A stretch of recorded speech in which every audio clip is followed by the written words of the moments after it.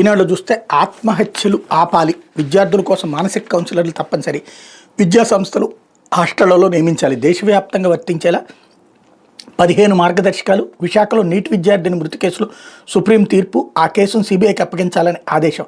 రాజ్యాంగంలోని అధికారం 21 కల్పించే జీవించే హక్కు లో మానసిక ఆరోగ్యం అన్నది అంతర్భాగం. దీన్ని దృష్టిలో పెట్టుకుని రాజ్యాంగంలోని అధికారం 32 కింద ఉన్న అధికారాలను ఉపయోగించి విద్యార్థుల ప్రాథమిక హక్కుల అమలు కోసం ఉత్తర్వులు జారీ చేస్తున్నాం. ఈ తీర్పుని కోర్టు ప్రకటించిన చట్టంగా పరిగణించి అమలు చేయాలి. ప్రభుత్వం దీనిపై ప్రత్యేక చట్టం కానీ రెగ్యులేటరీ ఫ్రేమ్వర్క్ కానీ జారీ చేసే వరకు ఇవే అమల్లో ఉంటాయి అన్నటువంటి విషయాన్ని సుప్రీంకోర్టు తేల్చి చెప్పింది.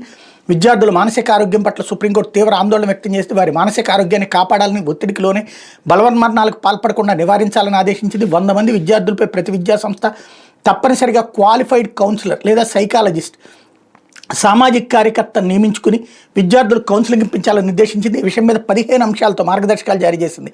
ఇవి దేశవ్యాప్తంగా ఉన్న అన్ని ప్రభుత్వ, ప్రైవేట్ పాఠశాలలు, కళాశాలలు, యూనివర్సిటీలు, కోచింగ్ సెంటర్లు, రెసిడెన్షియల్ విద్యా సంస్థలు, హాస్టళ్లకు వర్తిస్తాయని స్పష్టం చేసింది.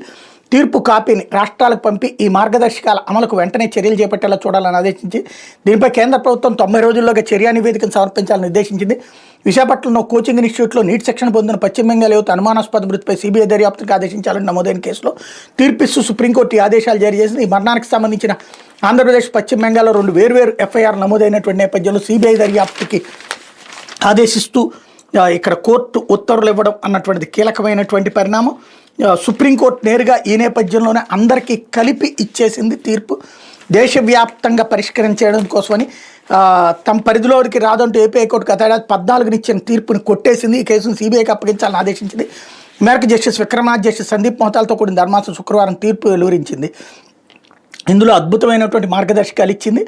విద్యార్థిని 2023 జూలై 14వ రాత్రి 3వ అంతస్తు నుంచి పడిపోయి తీవ్ర గాయాలు పాలడం, వెంటనే ఆమె సమీపంలోని ఆసుపత్రికి అక్కడి నుంచి మరో కార్పొరేట్ ఆసుపత్రికి తరలించారు. అక్కడ చికిత్స పొందుతా మరణించింది. దీని మీద విశాఖపట్నం 4th టౌన్ పోలీస్ స్టేషన్లో కేసు నమోదైంది. అదే సందర్భంలో ఆ హాస్టల్ ఆసుపత్రి నుంచి సీసీటీవీ ఫుటేజ్, ఇతర సాక్ష్యాధారాలను సేకరించాలని హైకోర్టు ఆదేశించింది. అయితే అంతకుముందే మృతురాలి తండ్రి కోల్కతాలో నేతాజీ నగర్లో పోలీస్ స్టేషన్లో కోచింగ్ ఇన్స్టిట్యూట్ హాస్టల్ ఆసుపత్రిపైన కేసు పెట్టారు. విశాఖపట్నం నమోదైన కేసులో పోలీసులు దర్యాప్తు చేపట్టి 4 నిందితులుగా గుర్తించారు. ఫోరెన్సిక్ నమూనాల విశ్లేషణ అధికారులు విఫలమయ్యారని అనుమానాస్పద మృతిగా ఆత్మహత్యగా ప్రకటించడం చట్టవిరుద్ధమంటే విద్యార్థిని తండ్రి 2023 సెప్టెంబర్ 25న ఏపీ హైకోర్టులో రిట్ వేశారు. కేసును సిబిఐకి అప్పగించాలని కోరారు. విచారించిన హైకోర్టు మృతురాలి ఫోరెన్సిక్ నమూనాలు ఢిల్లీలోని ఎయిమ్స్కి పంపి మరణానికి కారణాలు నిర్ధారించాలని ఆదేశించింది. అయితే ఈ మరణంపై ఏపీ, పశ్చిమ బెంగాల్లో వేర్వేరుగా ఎఫ్ఐఆర్ నమోదైన నేపథ్యంలో ఈ కేసును సిబిఐ విచారణకు ఆదేశించడం తమ పరిధిలోకి రాదంటూ విచారణ ముగించింది.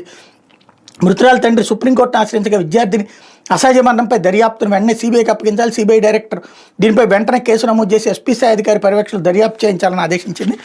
మనకి కార్పొరేట్ విద్యా వ్యవస్థ అన్నది రాష్ట్రం కాదు, దేశం మొత్తాన్ని నాశనం చేసింది. పుట్టింది మన రాష్ట్రంలోనే.